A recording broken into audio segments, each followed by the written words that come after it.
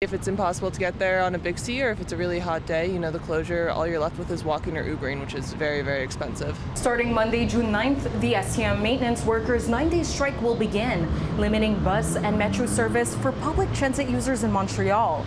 Many rely on the STM to get to school, work, and social activities. But what's going to be your plan B to get around? Well, I like the metro around, but honestly, now that it's summer, Bixi is the way to go. Definitely Bixi. Yeah. Bixi or just walk. For longer distances, might have to resort to ride shares. Communauto is still around, although I don't have a driving license, so the metro would have been more useful. For me, Bixi, but for a lot of people, that's not going to work.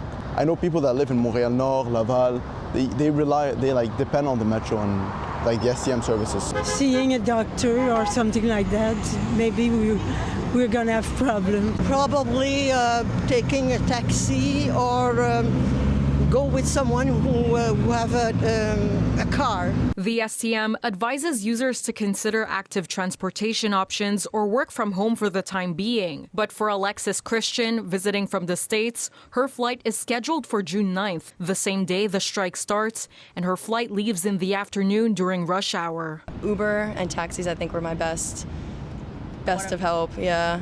And what about, for example, if you're in the middle of traffic, are you still going to be down to do Uber or taxi? Because that could take hours. Yeah, and especially since flight's not going to wait for me, it definitely makes me a little bit stressed out going back home. So hope and pray for the best.